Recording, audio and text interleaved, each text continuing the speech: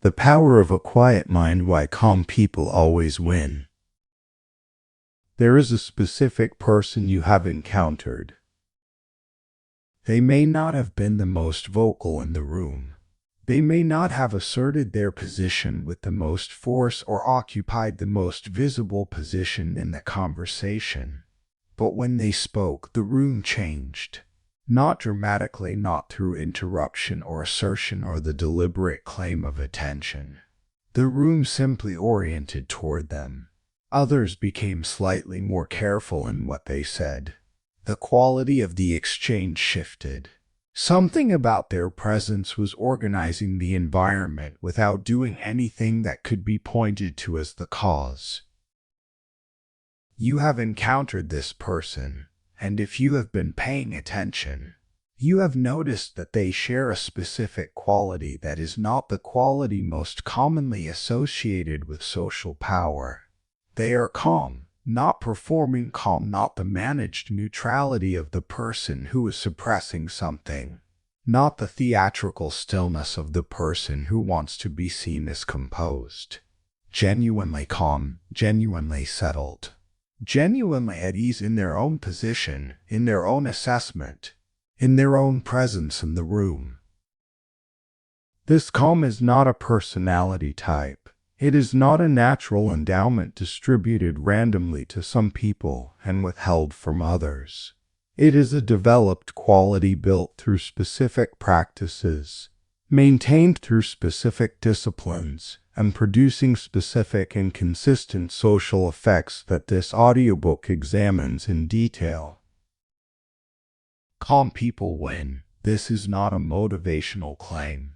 It is a description of a consistent social phenomenon that has a specific psychological explanation.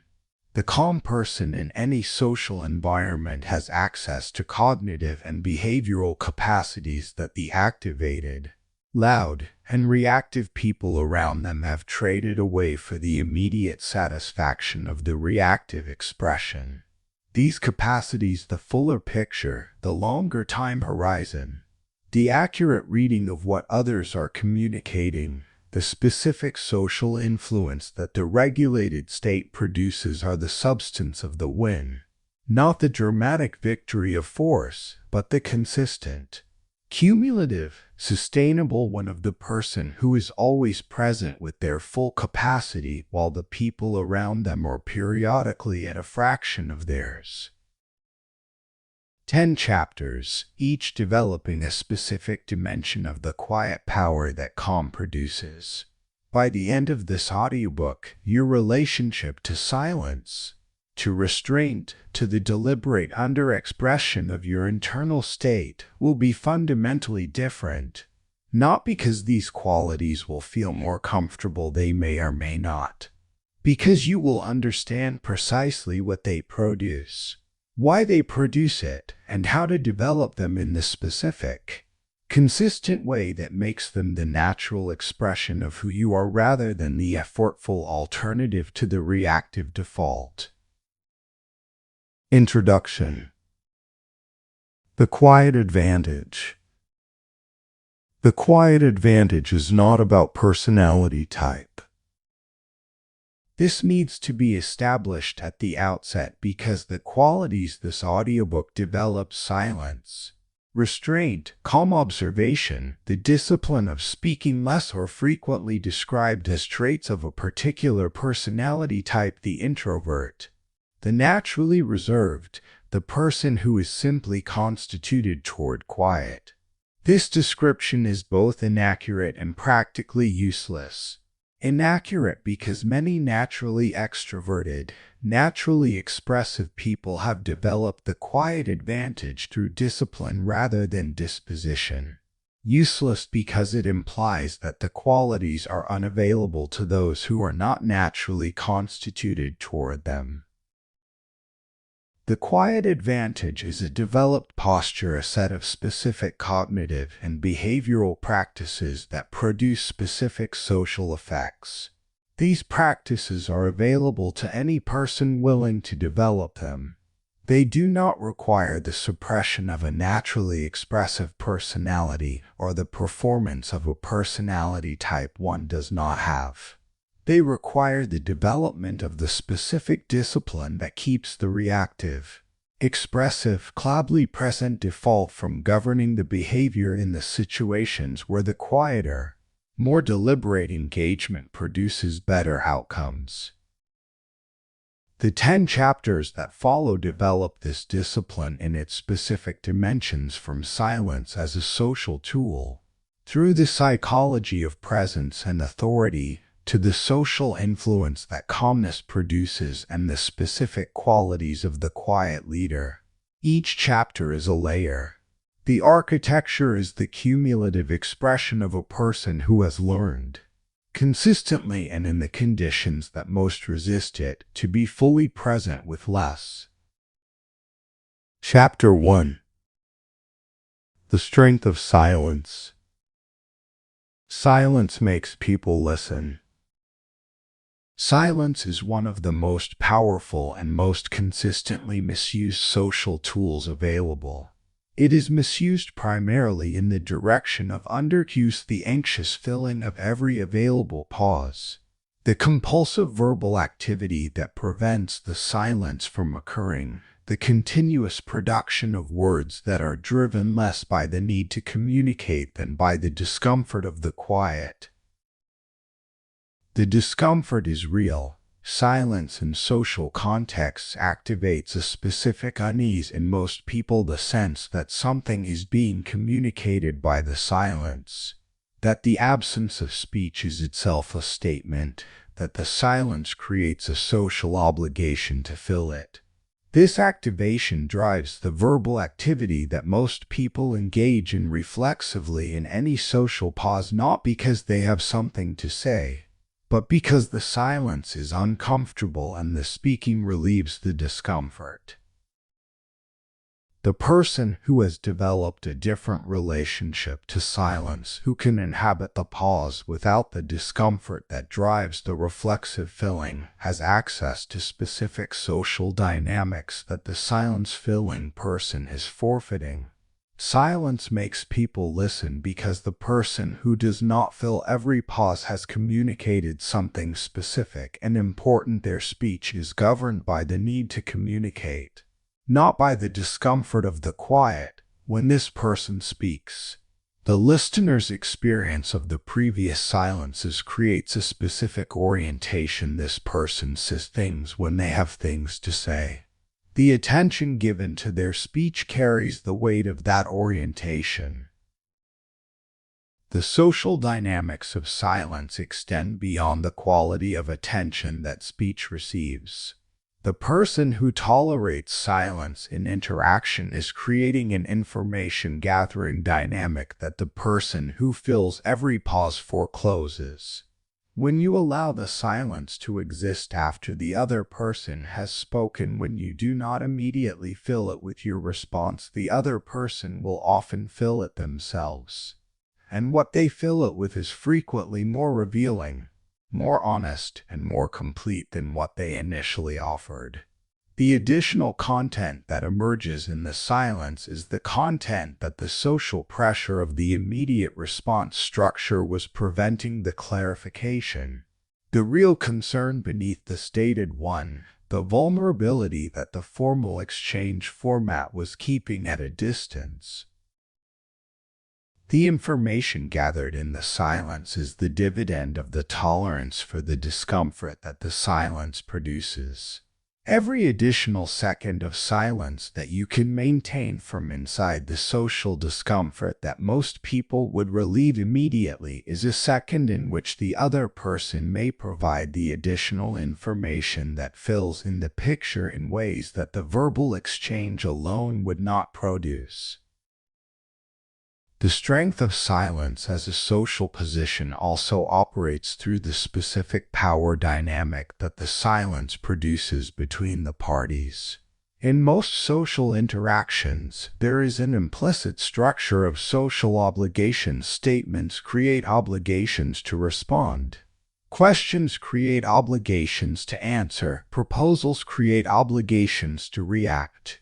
The person who fills every pause is accepting and reinforcing all of these obligations simultaneously. They are continuously responding, continuously discharging the social debt that the incoming statements are creating. The person who does not fill every pause is not accepting all of these obligations automatically.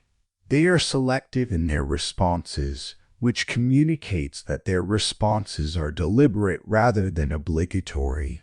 This selectivity is itself a form of social positioning. The person whose responses are deliberate rather than obligatory is positioned as someone who is engaging by choice rather than by social pressure, which is the position of the person who has the option not to engage.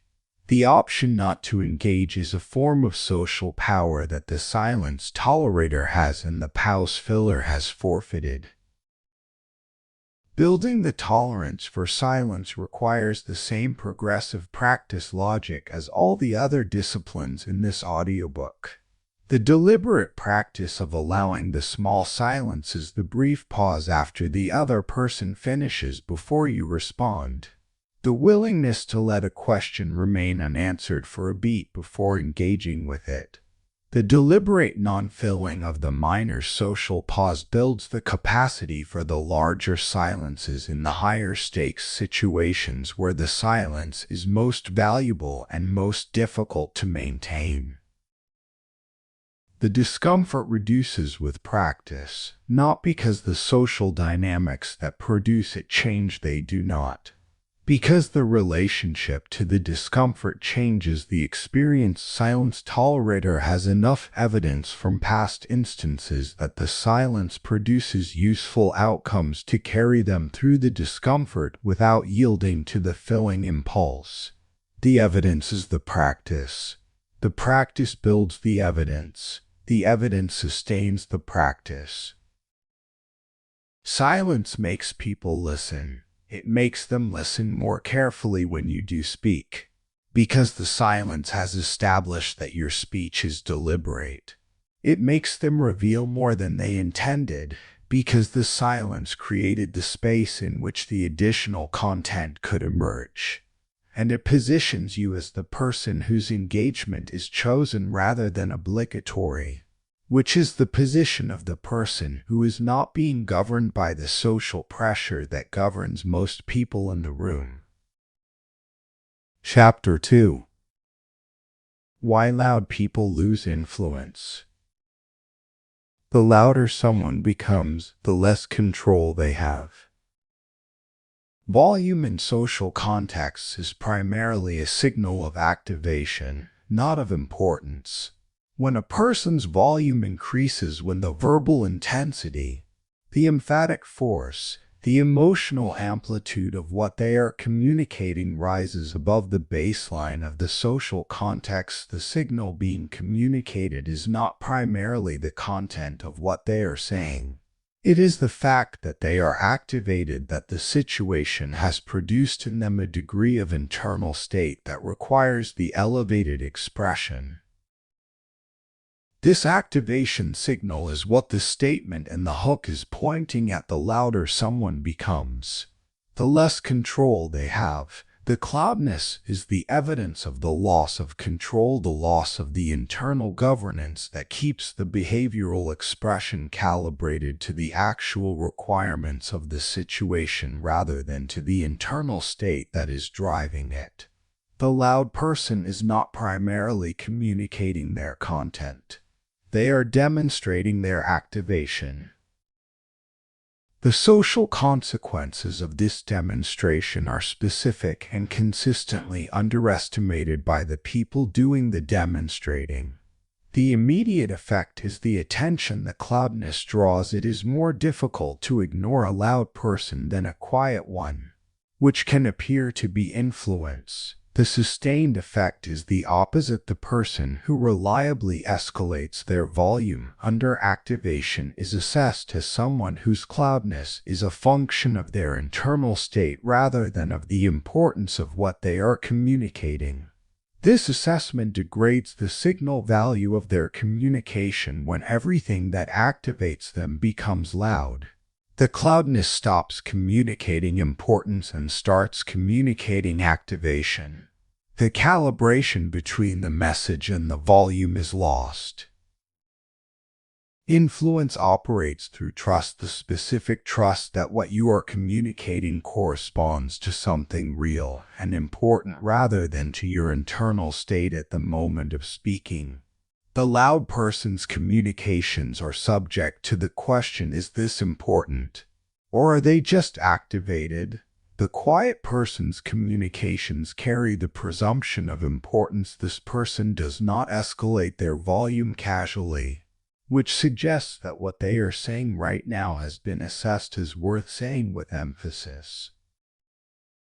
The influence loss of cloudness is also produced through the specific social effect of high activation on others. Loud, activated communication activates the listeners not toward engagement with the content, but toward the management of the activation source.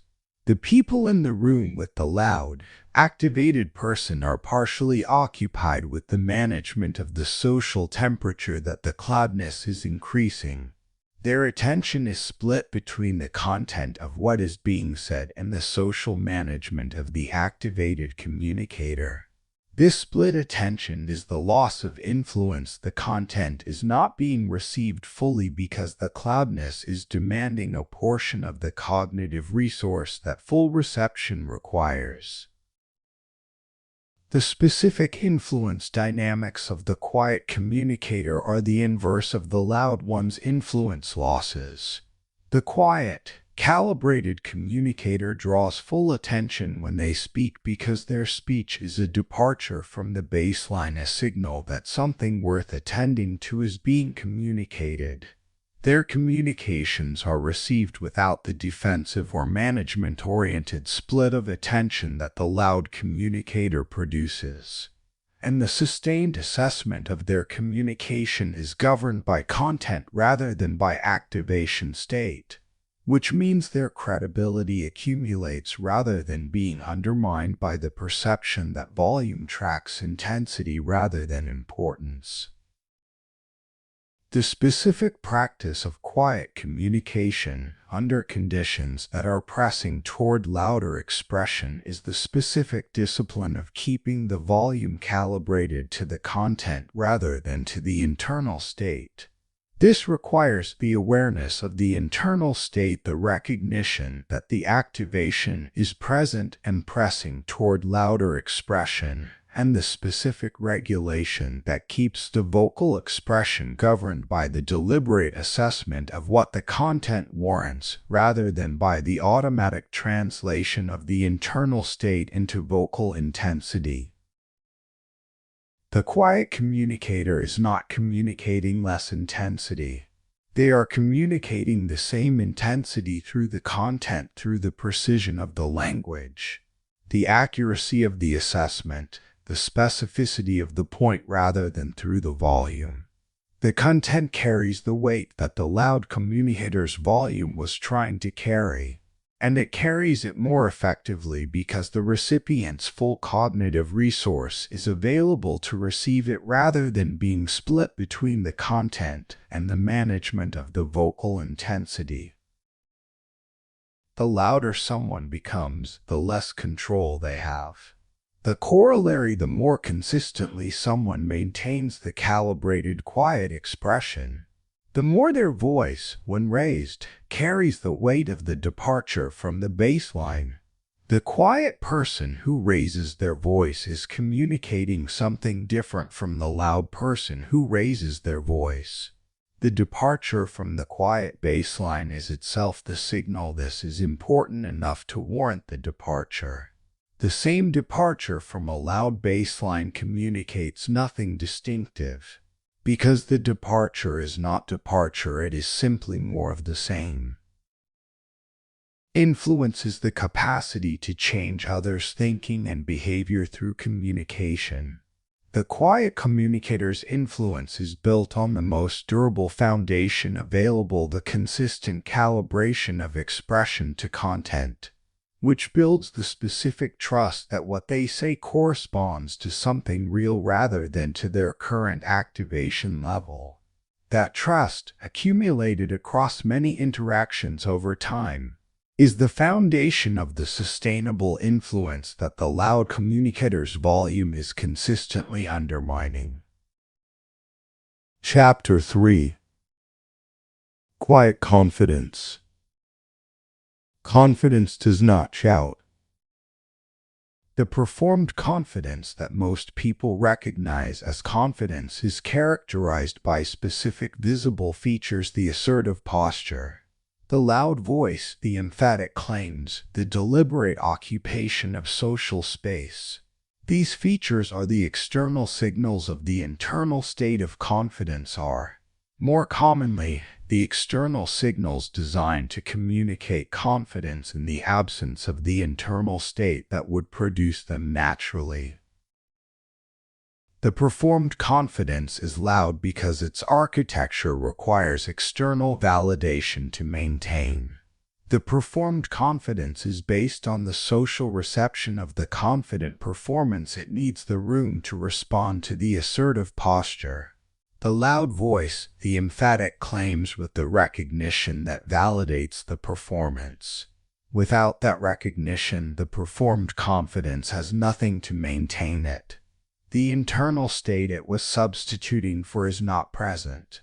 The external validation that was maintaining it is not arriving, and the performance becomes visibly effortful in exactly the conditions where genuine confidence would be most stable. Genuine confidence does not shout because it does not need to. The internal state that genuine confidence is based on the accurate, well-evidenced self-assessment that corresponds to genuine capability, genuine record, and genuine reliability does not require external validation to maintain itself. It is maintained by its own evidence base, which is intact regardless of whether the room is providing the reception that the performed confidence requires. The genuinely confident person who receives skepticism or challenge from the room is not destabilized, because their confidence is not based on the room's assessment of them. It is based on their own accurate assessment of the evidence. This evidence-based internal stability is the specific internal architecture of quiet confidence, and its specific social expression is the absence of the behaviors that performed confidence requires. The genuinely confident person does not need to assert their position with force, because the position is not vulnerable to the challenge that force would be defending against. They do not need to occupy social space demonstratively, because their presence does not depend on the occupation of space for its authority. They do not need to raise their voice when challenged, because the challenge does not threaten the self-assessment that the voice is expressing. The social effect of this genuine stability is the specific effect of the quiet others orient toward it. Because genuine stability in a social environment is a resource that people seek. The genuinely confident person is the person who is not adding to the social temperature of the room, who is not requiring the management that performed confidence requires, who is accessible without the navigation of the defensiveness that insecurity produces. Their presence makes the social environment less demanding to navigate. This quality is recognized and valued, often without explicit analysis, as the specific quality of the person worth paying attention to. Building genuine confidence requires the honest confrontation with the evidence of actual capability, not the inflated self-assessment of arrogance, not the deflated self-assessment of insecurity, but the accurate assessment of what has been demonstrated and what has not. This accuracy requires the specific discipline of the honest inventory. What do I actually know how to do? As demonstrated by actual performance across actual conditions? What is the genuine quality of my judgment, as evidenced by the actual outcomes of decisions I have made? What are the genuine limits of my current development, as shown by the genuine difficulties I encounter? The honest inventory is not comfortable. The accurate self-assessment includes the genuine limits alongside the genuine capabilities. But the discomfort of the accurate assessment is significantly smaller than the anxiety of the inflated one, the anxiety that the performed confidence is always managing, always defending, always trying to prevent the exposure of the gap between the performance and the reality. The evidence base of genuine confidence grows through genuine engagement with genuine challenges, through the accumulated record of functioning well under conditions that genuinely tested the functioning. This is not the comfort zone. The comfort zone produces no evidence. It is the specific, progressive exposure to conditions that require the actual deployment of the capabilities being built, which produces the evidence that the genuine confidence is based on. Each instance of genuine performance under genuine challenge is an increment of the evidence base. The evidence base is what the quiet confidence rests on. Confidence does not shout. The shouting is the evidence of the gap between the confidence being performed and the confidence being felt. The quiet is the evidence of the foundation, the specific, accumulated, honest evidence base that makes the performance unnecessary because the reality is present. Building the reality through genuine engagement with genuine challenges is the development of the quiet confidence that this chapter names and that the social environment consistently recognizes and consistently distinguishes from the performance. The quiet, confident person in a room of performed confidence is immediately distinguishable. Even when the distinction cannot be articulated, the room senses the absence of the neediness that performed confidence requires, the absence of the ongoing social validation demand that the performed confidence is generating. The quiet confidence is self-sustaining. The performed confidence is demanding. The difference is felt before it is analyzed. And the assessment that emerges from the feeling is the specific social assessment from which the respect and influence that this audiobook builds follow. Chapter 4. Psychological Presence. Some people dominate a room without saying a word. Psychological presence is the quality that the hook describes, the specific capacity to shape the social environment through the quality of being rather than through the quantity of doing. The person with genuine psychological presence is the person whose attention, whose stillness, whose quality of engagement with what is happening produces effects in the room that the absent, busy or distracted person does not produce.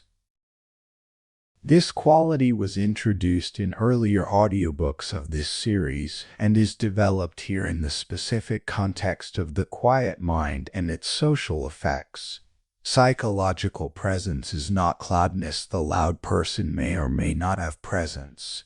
The quiet person may or may not. Presence is the quality of attention, the specific, directed, fully their quality of engaging with the current situation that most people, in most social environments, are not providing to the current situation because they are partially elsewhere.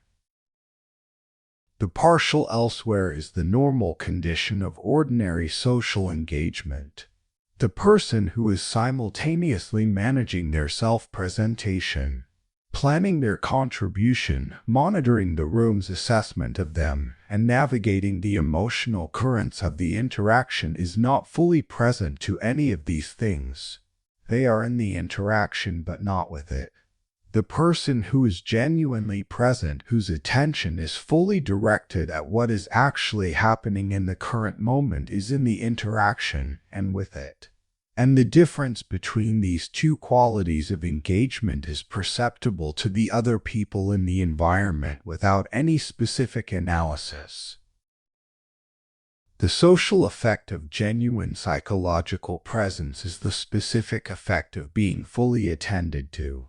The person who is genuinely present is genuinely attending to the other person's speech, to the undercurrents of the interaction, to what is being communicated beyond the verbal content. The people being attended to in this way feel it, not through any elaborate analysis, but through the basic social intelligence that registers the quality of others' attention as a direct experience. The fully attended experience is qualitatively different from the partially attended one, and the person providing it is assessed automatically, accurately, as someone who is genuinely there rather than performing presence while being elsewhere. The dominance and the hook dominating a room without saying a word is the specific social effect of presence at scale. The person whose quality of attention is consistently full, whose stillness is genuine rather than performed, whose engagement with what is happening is complete rather than partial, this person is in a different relationship to the social environment than the partially present people around them. The social environment orients toward the fully present person the way that a conversation orients toward the person who is genuinely listening rather than the person who is waiting to speak. The full attention is the organizing force. The specific obstacle to genuine psychological presence is the self-monitoring function, the ongoing assessment of how you are being perceived. What impression is being formed, whether the social performance is achieving the desired reception. This function consumes a significant portion of the attentional resources that presence requires. It redirects attention from the external situation, the person speaking, the interaction developing, the information arriving, to the internal assessment of how the engagement is being received. The more resource the self-monitoring consumes, the less is available for the genuine presence that produces the social effects described above. The reduction of the self-monitoring function is not the abandonment of social intelligence. The appropriate awareness of how one is being perceived and the calibration of behavior accordingly is genuinely useful. It is the reduction of the chronic, continuous, consuming version of the monitoring that most people engage in without awareness, the monitoring that is not producing useful information about how to engage, but is simply absorbing attentional resource that presence requires. The practical practice of psychological presence is the consistent redirection of attention from the self-monitoring function to the actual content of what is happening. What is this person actually saying? And what is the full meaning of what they are communicating? What is the quality of their internal state beneath the surface of the verbal content? What is developing in this interaction that has not yet been made explicit?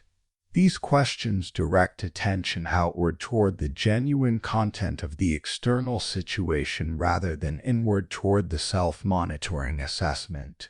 Each instance of the deliberate redirection is a practice session. The habit of the outward direction builds through the accumulated practice. Some people dominate a room without saying a word. They do this through the specific quality of genuine presence, the full attention, the genuine stillness, the complete engagement with what is actually happening. These qualities are felt by the people in the room as a form of attentional gravity. The person who is fully there is the point around which the interaction organizes, because their full presence is the most complete engagement available and the social intelligence of the room orients toward it. Psychological presence is built through the same discipline as all the other capacities in this series, the consistent practice of the specific habit in this case. The habit of directing attention outward toward the genuine content of the current situation in the ordinary situations of ordinary daily life. Building the capacity through accumulated instances until the genuine presence becomes the natural default and the partial presence of the self-monitoring function becomes the exception. Chapter 5. Calm Authority. Authority grows from composure. Authority and composure are connected not by convention but by mechanism.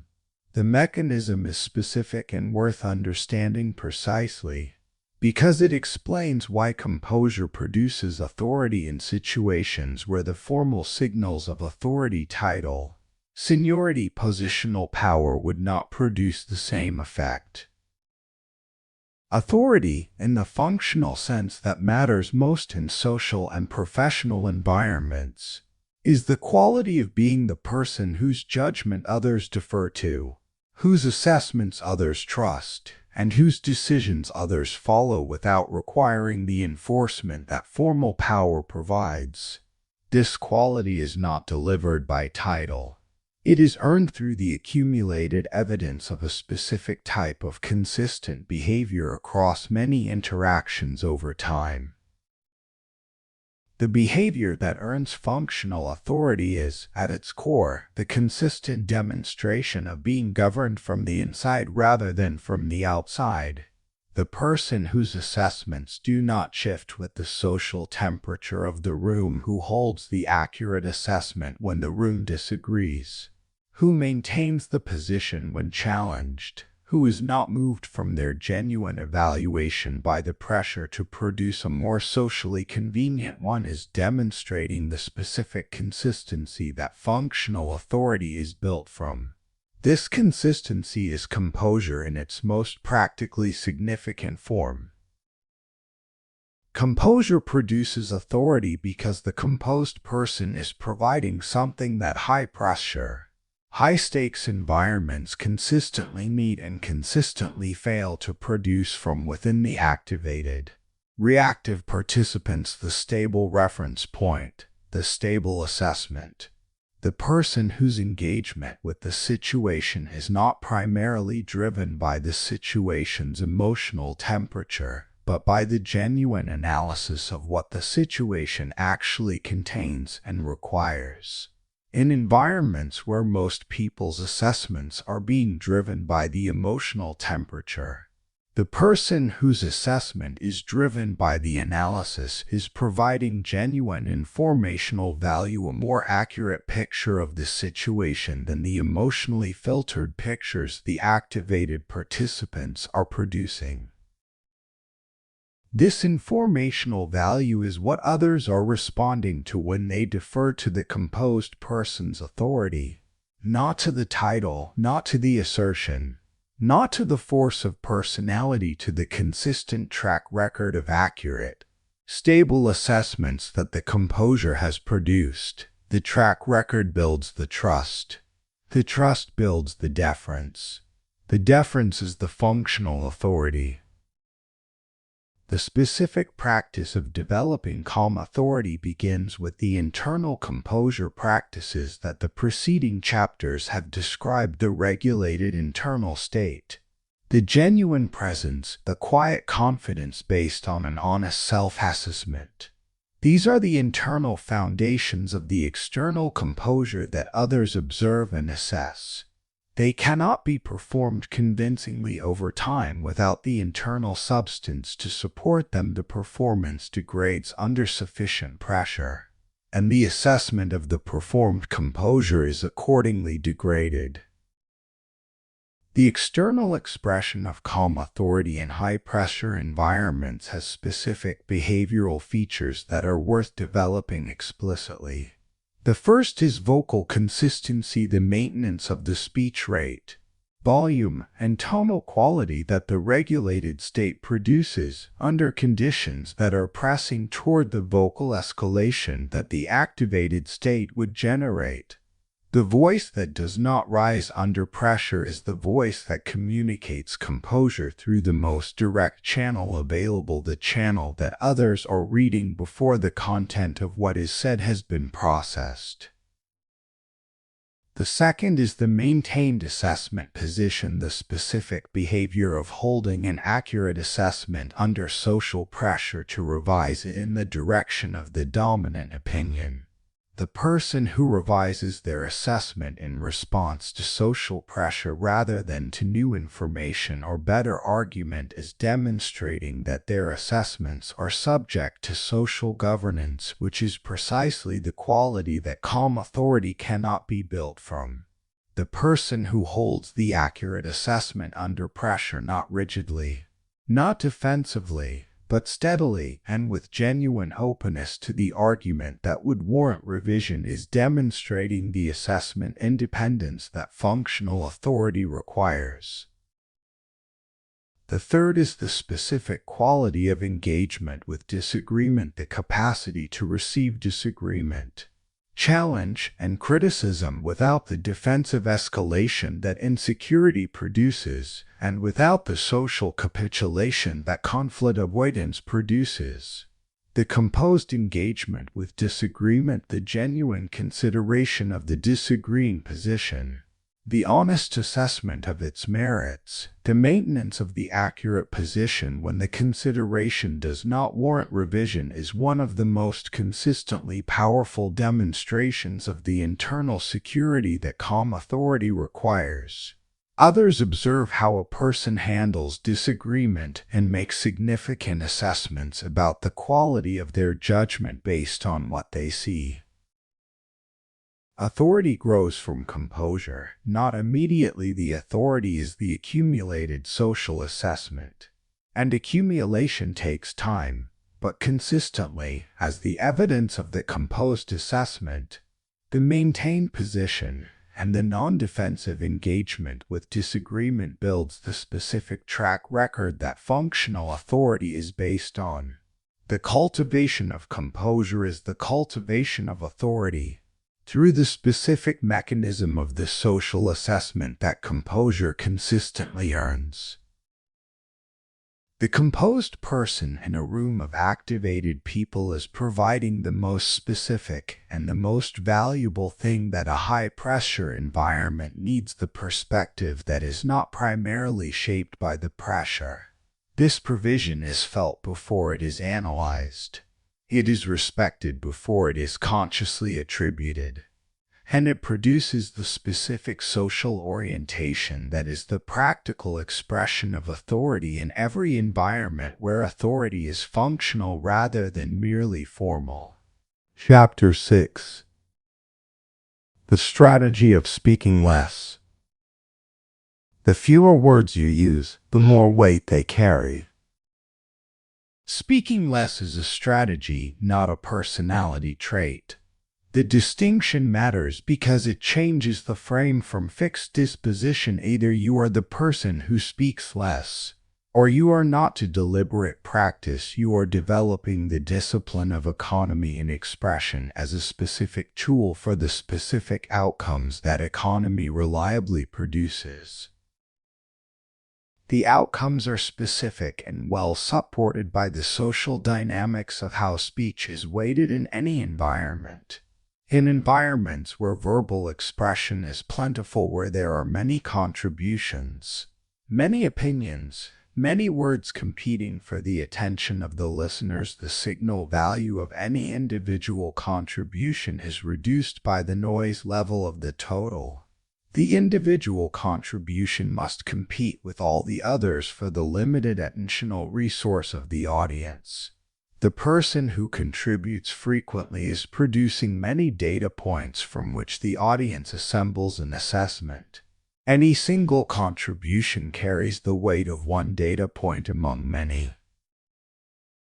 The person who contributes infrequently is producing fewer data points, and each data point carries more of the total weight of the audience's assessment simply because the assessment has fewer data points to work with. The signal-to-noise ratio of the infrequent speaker is structurally higher than the signal-to-noise ratio of the frequent speaker in the same environment. Not because each word is intrinsically more valuable, but because each word is assessed against a baseline of relative quiet that makes the departure from the baseline meaningful. The strategic application of this structural dynamic is the deliberate reduction of verbal output, not the permanent restriction of communication, but the specific, considered use of speech in the situations and on the subjects where the speech has the highest signal value and the lowest noise cost. This requires the discrimination between the communication that needs to happen, the information that the situation requires, the assessment that would genuinely change others' thinking, the question that would open the dimension of the problem that others are missing, and the communication that is happening because speaking is comfortable, expected, or driven by the anxiety of the silence. The discrimination is the practice. Building the habit of the discrimination requires the specific question. Before each significant verbal contribution, what does this add that is not already present in the exchange? If the honest answer is that it adds the speaker's presence, their position in the conversation, their social participation, but not genuine informational or analytical value, then the silence is the better choice. If the honest answer is that it adds a dimension of the situation that others are missing, a correction of an inaccuracy that is shaping the discussion, a question that would redirect toward the more important issue, then the speech is warranted.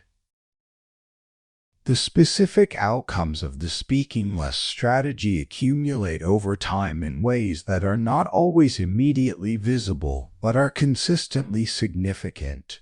The first is the attention quality effect described in Chapter 1. Speech from the infrequent speaker receives fuller attention than speech from the frequent one.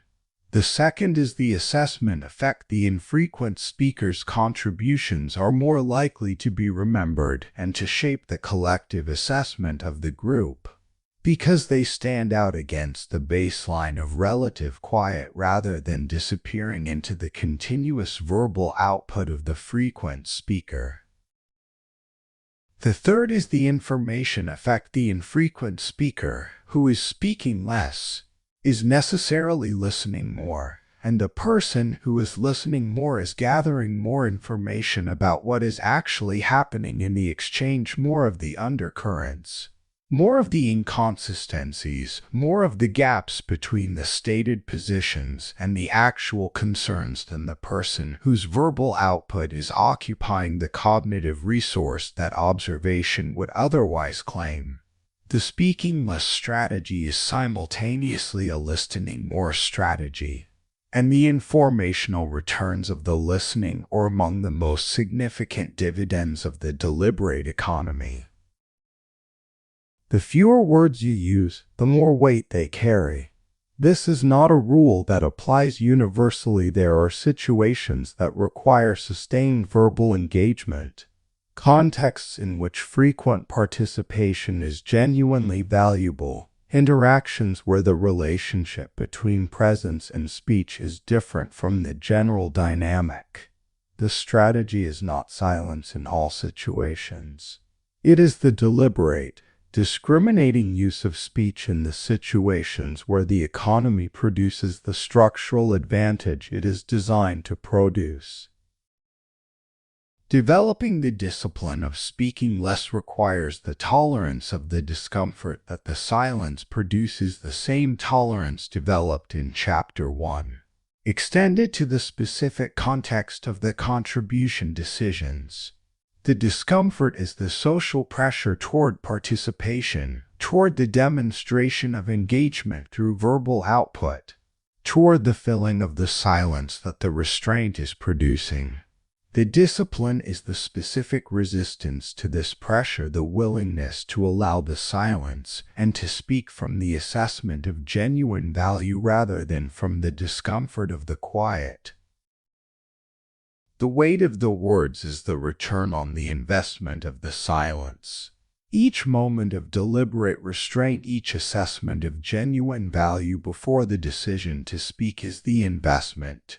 The weight is the accumulated return, the specific quality of reception that the economy of expression produces over time in the environments where the speaking less strategy is consistently applied.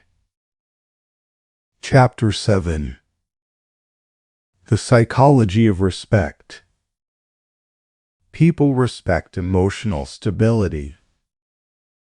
Respect, as developed in earlier audiobooks of this series, is an assessment rather than a feeling.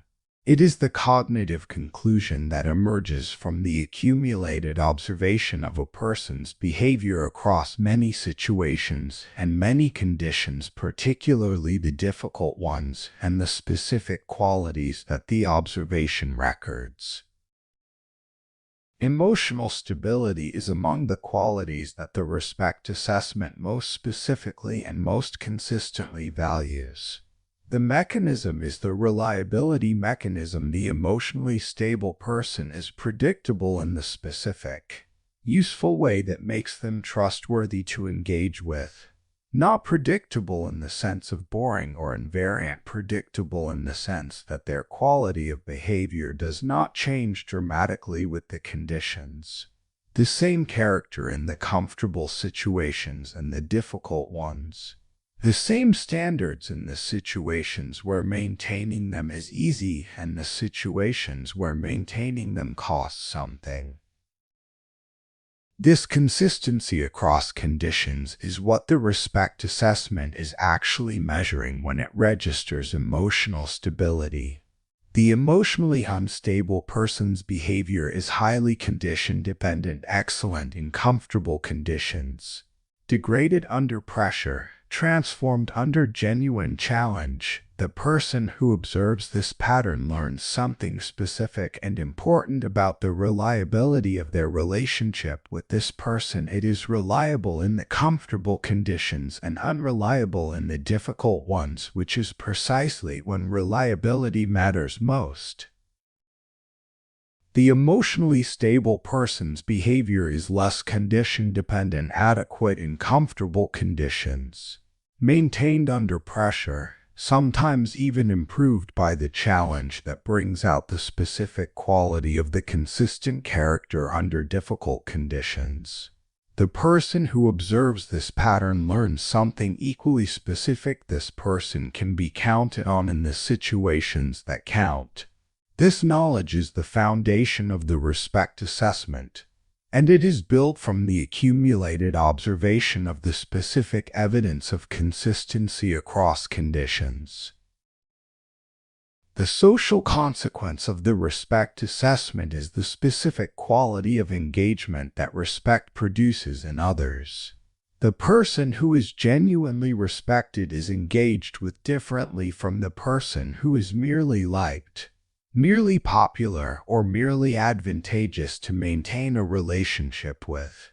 The respected person receives the genuine consideration of others' assessments, the honest disagreement rather than the social compliance that the liked or feared person receives, and the specific form of engagement that genuine equality in the assessment of worth produces.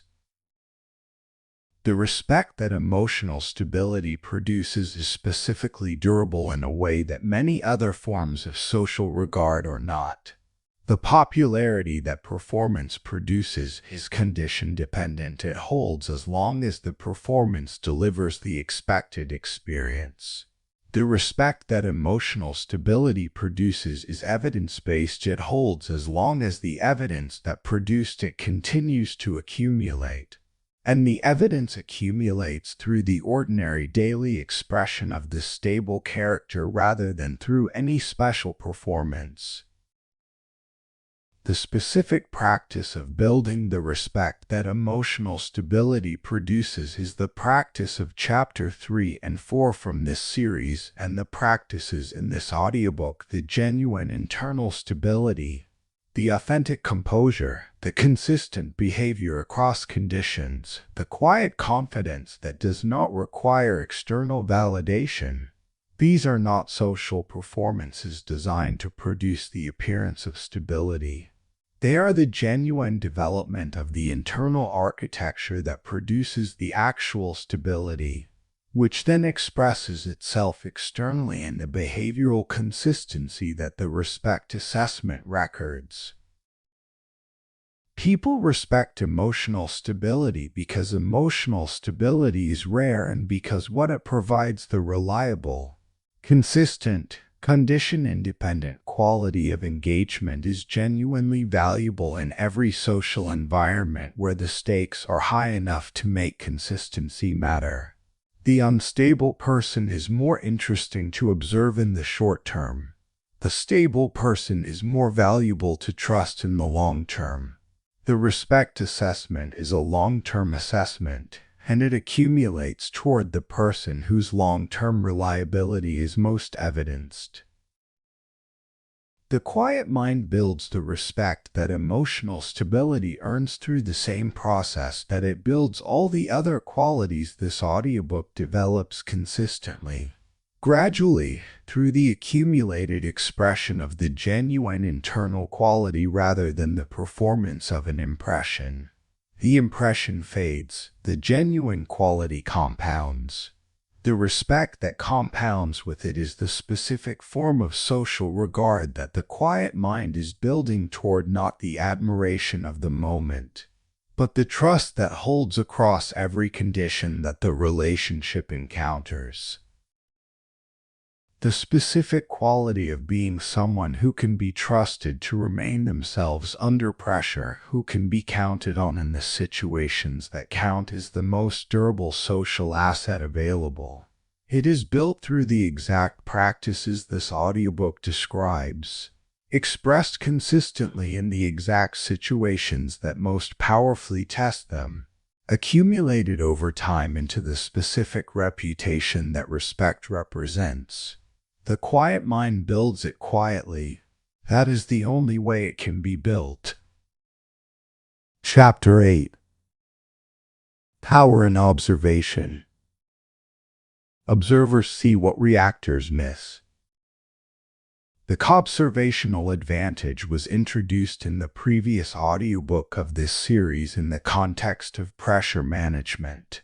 This chapter develops it specifically in the context of the quiet mind and its social power, the specific ways in which the deliberate observer position produces social advantages that the reactive, expressive, verbally dominant engagement forecloses. The reactive person in a social environment is primarily in the production mode. They are generating outputs, the verbal contributions, the emotional expressions, the opinions and assessments and reactions that the social interaction is drawing from them. Each of these outputs requires the attentional resource that is producing it. The more outputs the person is producing, the more attentional resource is being directed at the production and the less is available for the observation of what else is happening in the environment. The person in the observer position is generating fewer outputs and directing more attentional resource at the observation of what is happening across the full environment, including the elements that the producers are not observing because their attention is occupied with their own production. This informational asymmetry is the power of observation. The observer has access to information that the reactor is not gathering. The specific information that the observer is gathering falls into several categories. The behavioral inconsistencies, the gaps between what people are saying and what their nonverbal signals are communicating, which are only visible to the person attending to both dimensions simultaneously rather than attending primarily to their own production. The relational dynamics, the specific ways that the members of the group are relating to each other, who defers to whom, who challenges whom, who is managing whom, which are only visible to the person attending to the pattern across the group rather than to the content of individual exchanges. And the undercurrents, the concerns, the tensions, the actual agendas beneath the stated ones that are visible in the accumulated pattern of the interaction, but not in any individual moment. These three categories of information, behavioral inconsistencies, relational dynamics, and undercurrents, are among the most strategically valuable information available in any social environment. They are the information that most accurately predicts the actual outcomes of social situations and that most directly informs the interventions that can shape those outcomes. And they are consistently available to the observer and consistently unavailable to the reactor. The observational advantage is not only about information gathering, it is also about position. The observer in a social environment occupies a structurally different position from the reactor. The reactor is visible, engaged, active in the production of the social content. The observer is less visible, less obviously active, but continuously present and continuously gathering. The reactor's position communicates their internal state, their opinions, their assessments, their emotional engagement. The observer's position communicates less about their internal state and more about their capacity for patient, disciplined attention, which is itself a form of social communication that others register as a specific quality of person. The observer who eventually speaks from the accumulated observation is in a position that the continuous reactor never reaches, the position of having the full picture before the contribution is made. The contribution from the full picture is the contribution that is most likely to be accurate, most likely to identify the dimension that others have missed, and most likely to be remembered as the intervention that changed the quality of the exchange. This is the specific social return on the investment in observation over reaction. Building the observational practice requires the specific attentional discipline of deliberately maintaining the observer position in the social environments where the reactive default is most strongly activated. The meeting that is pressing toward participation. The conversation that has a social norm toward continuous reciprocal exchange. The group dynamic that is rewarding the vocal and visible and implicitly marginalizing the quiet observer. In each of these environments, the discipline is the willingness to maintain the observer position through the social pressure that is pressing against it, gathering the information that the position provides before making the specific, timed contribution that the accumulated observation informs. Observers see what reactors miss. The missed information is not random, it is specifically the information most important for understanding what is actually happening beneath the surface of the social exchange. The observer's advantage is the access to this information, and the observer's power is the specific contribution that can be made from the position of having it. In any social environment that contains the reactive and the observant person has the fuller picture. They may not be the loudest voice. They may not be the most visible presence. They are the person who knows most accurately what is actually happening, and in the situations where accurate knowledge of what is actually happening is the most valuable thing available. That is the most powerful position in the room. Chapter 9. Social control through calmness. Calmness influences the entire room. The mechanism of social influence through calmness operates through the emotional contagion process described in the previous audiobook of this series, the automatic mirroring of internal states between individuals that the social brain produces through the mirror neuron system and the limbic resonance processes. In the group context, this mechanism produces the specific dynamic of the room's emotional temperature being influenced by the emotional states of its members, with the influence weighted by the consistency and the clarity of the signals each member is producing. The calm person in a high-activation group environment is not passively maintaining their own regulated state. They are actively transmitting regulated state signals into the group's shared emotional environment, signals that press the group toward the lower activation level through the same contagion mechanism that the activated members' signals are pressing toward the higher one. The contest between these competing signals is won by the consistent, clear, low activation signal of the genuinely calm person, because the genuine calm is a more stable signal than the activated state, which fluctuates in intensity as the situation develops. Calmness influences the entire room because the room's emotional temperature is not a simple average of its members' states. It is more heavily influenced by the most consistent and most stable signals. The calm person's consistent signal has an outsized influence on the room's collective state because the consistency of the signal makes it a more reliable anchor for the contagion process and the fluctuating signals of the activated members. The room calibrates toward the stable anchor. This influence is not asserted. It is not communicated explicitly. It is the automatic operation of the contagion mechanism, expressed in the direction of the calm person's regulated state. The calm person does not need to tell the room to calm down. The room calms, partially and gradually, in the presence of the consistent regulated state signals that the calm person's genuine composure is continuously producing.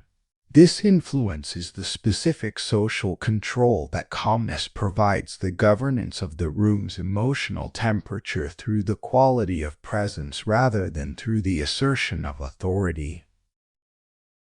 The specific practice of social control through calmness requires the maintenance of the genuine calm in exactly the conditions that most strongly press against it, the high-activation group environments. The escalating social temperature, the contagion pressure from the activated member signals. These are the conditions where the genuine calm is most valuable and where the performed calm most clearly fails. The genuine calm holds under the contagion pressure because it is rooted in genuine internal regulation. The performed calm collapses under the same pressure because it has no genuine internal regulation to maintain it. The sequence of the social control process is important to understand, because understanding the sequence makes the practice more deliberate and more effective. The calm person in a high-activation group is first maintaining their own regulated state, the physiological regulation, the narrative examination, the option assessment against the contagion pressure of the activated environment. This is the primary task, and it is prior to any social effect. The social effect is the secondary consequence of the successfully maintained regulated state. The calm signals that the regulated state produces are the input into the contagion mechanism that produces the room's partial deethylation. The calm person who is focused on influencing the room rather than on maintaining their own regulation is typically less effective at both. The focus on influence moves the attention from the internal regulation that produces the calm to the external effect that the calm is supposed to produce. which both undermines the regulation and makes the resulting signals less genuine and therefore less influential through the contagion mechanism.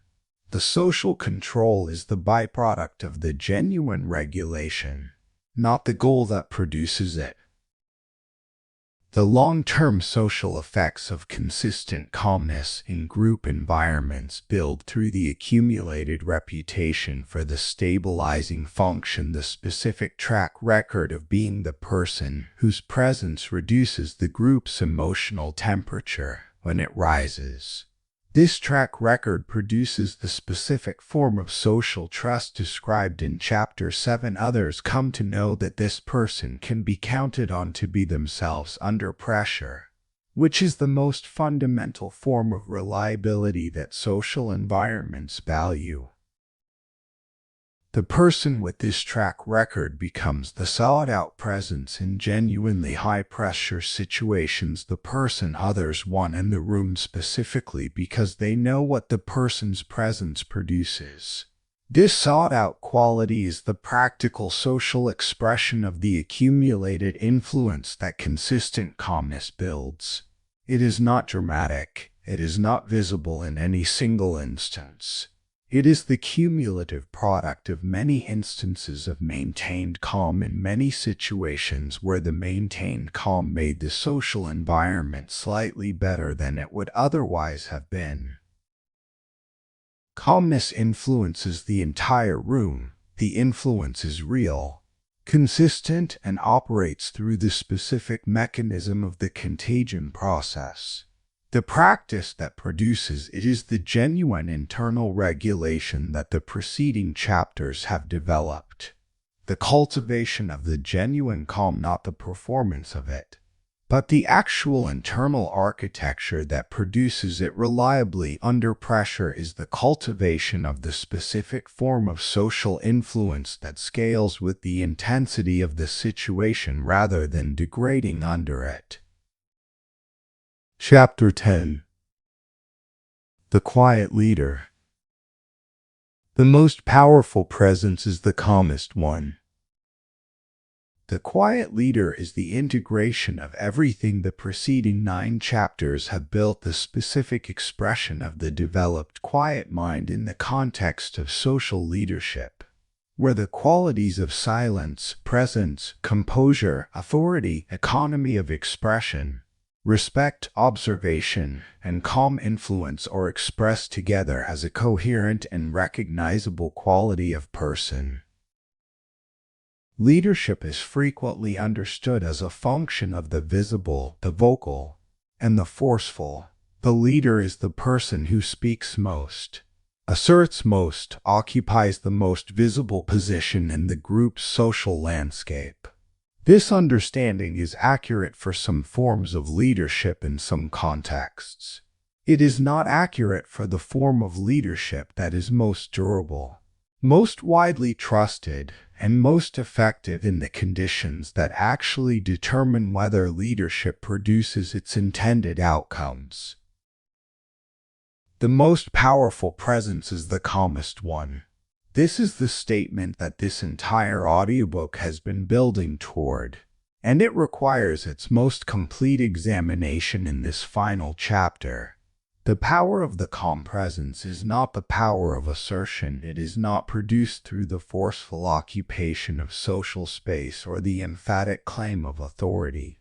It is the power of the stable reference point, the person and the environment whose quality of engagement with the situation is most consistently accurate, most consistently composed, and most consistently trustworthy. In any group navigating a genuinely difficult situation, a crisis, a complex decision, a high-stakes conflict, the most valuable thing available is the accurate picture of what the situation actually contains and requires. Most people in the group are providing pictures that are shaped by their activation state, their specific positions, their emotional investments in specific outcomes. The calm person is providing the picture that is least distorted by these factors, the assessment closest to the actual situation, produced by the deliberate mind that the composure has kept accessible while the activated minds around it are operating with compromised access. This accurate picture is what others in the group are orienting toward when they orient toward the calm person's leadership, not the title, not the assertion of authority, but the consistent provision of the thing that the situation and everyone in it needs most. The provision of this thing, consistently, across many situations, is the accumulated evidence from which the trust is built and the leadership is earned. The qualities of the quiet leader are recognizable in specific behavioral signatures.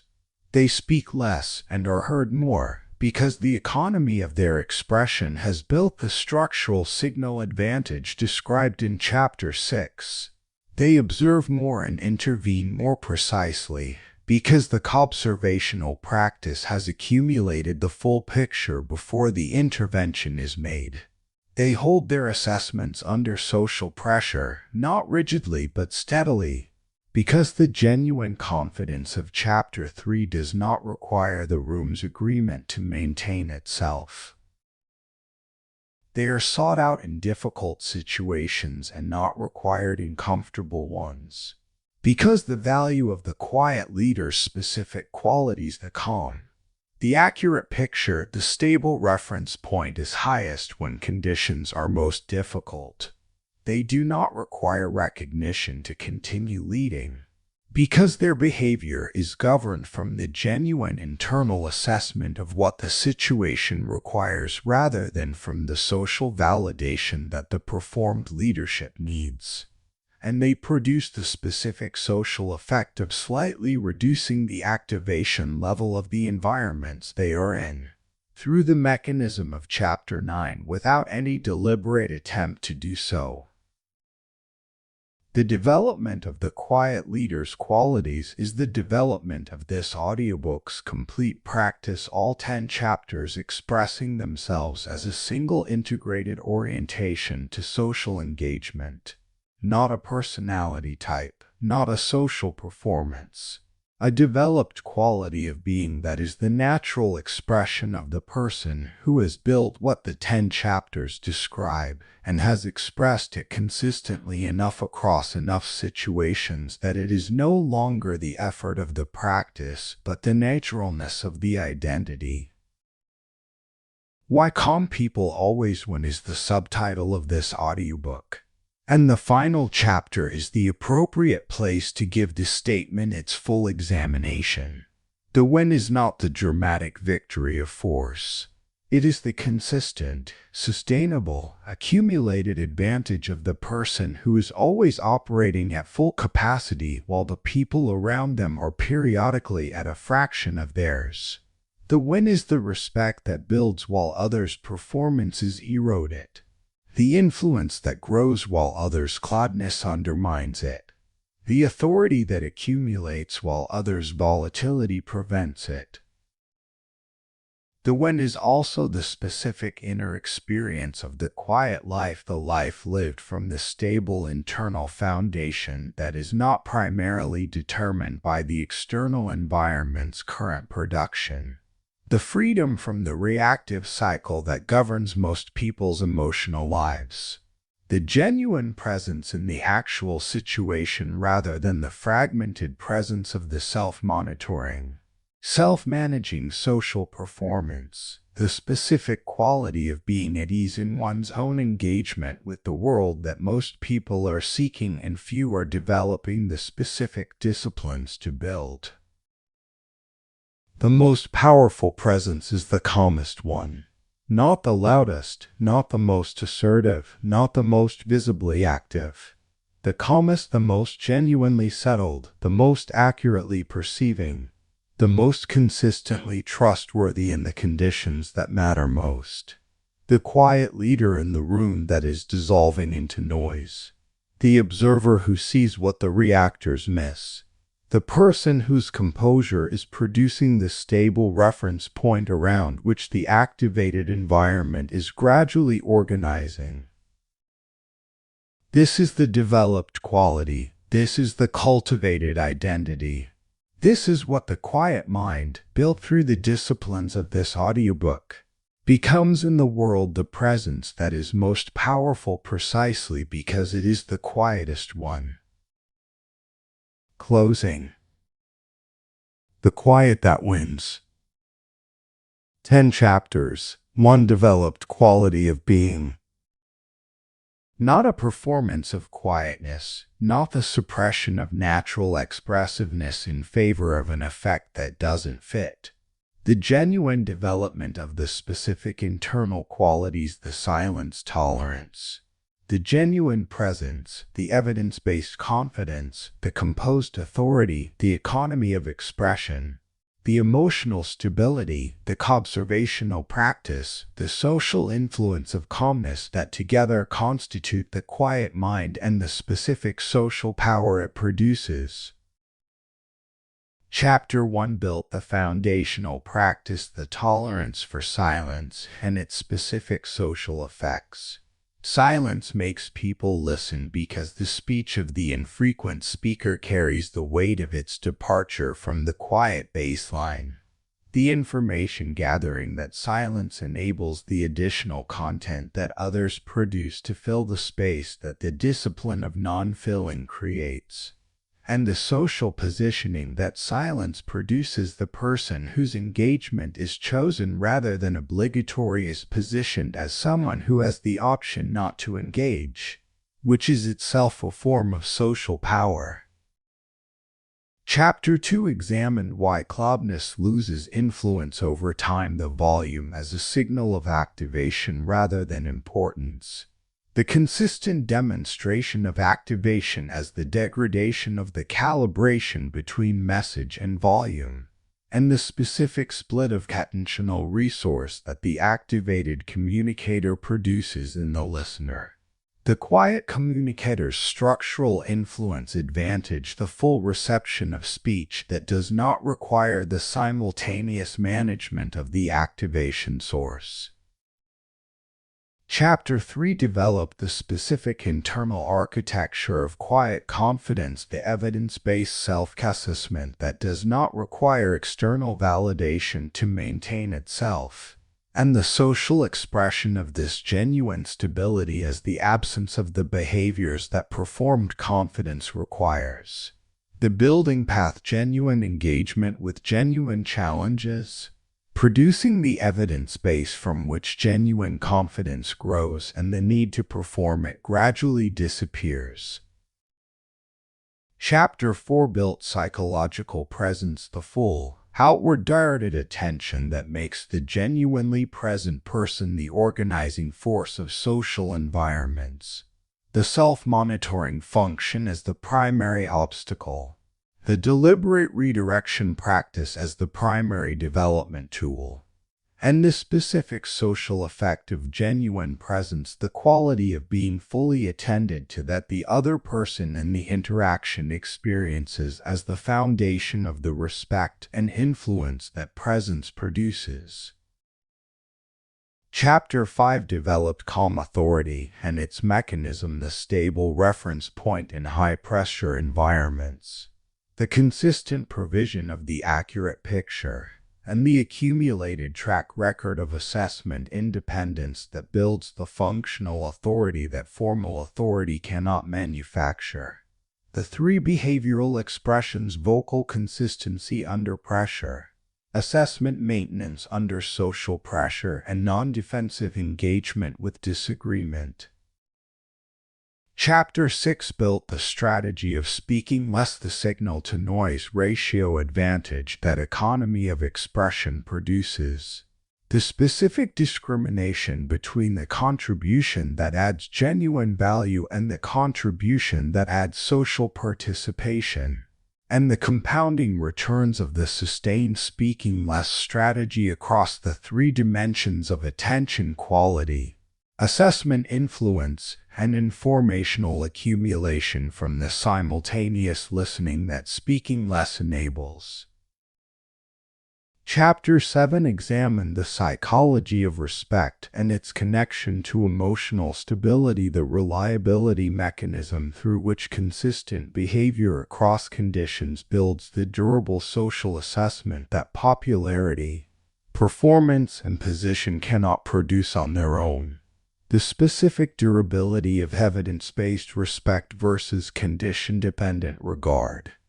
And the building path, the genuine internal stability that expresses itself as the behavioral consistency that the respect assessment records. Chapter 8 developed the power of observation, the informational asymmetry between the observer who is gathering and the reactor who is producing, and the three specific categories of information that the observer position provides and the reactor position forecloses. The structural position advantage of the observer, and the specific social return on the observational investment, the contribution from the full picture that is most accurate, most insight-catching, and most specifically remembered. Chapter 9 addressed social control through calmness, the emotional contagion mechanism through which the calm person's regulated state signals press the group's shared emotional environment toward the lower activation level. The sequence: genuine internal regulation first, social effect second, and the reason why focusing on the social effect undermines both. The long-term reputation for the stabilizing function, and the sought-out quality that the accumulated influence of consistent calmness eventually produces. And Chapter 10 named the quiet leader, the integration of all 9 preceding dimensions in the context of social leadership. The accumulated evidence of consistent, accurate assessment, composed engagement, economy of expression, and observational depth from which the functional authority grows. The specific one of the calm person, not the dramatic victory of force, but the consistent, sustainable advantage of the person who is always present with full capacity while the people around them are periodically at a fraction of theirs. And the specific inner experience of the quiet life, the freedom, the genuine presence, the ease that is the private dividend of the public quality. The most powerful presence is the calmest one. This is the statement the audiobook closes on because it is the statement the audiobook has been building toward, the integration of 10 layers of developed quality into the single, recognizable, consistently powerful social reality of the quiet mind expressed in the world. The quiet mind does not win by being louder, more assertive, more forcefully present. It wins by being more accurately present, more fully there, more genuinely attending, more consistently composed, more deliberately engaged. It wins by accumulating what cannot be claimed: the trust, the respect, the authority, and the influence that the consistent expression of genuine internal quality builds over time. The room is filling with noise. You are still. You observe. You listen fully. You wait for the moment when what you have seen is worth saying. Then you speak. Once. Precisely.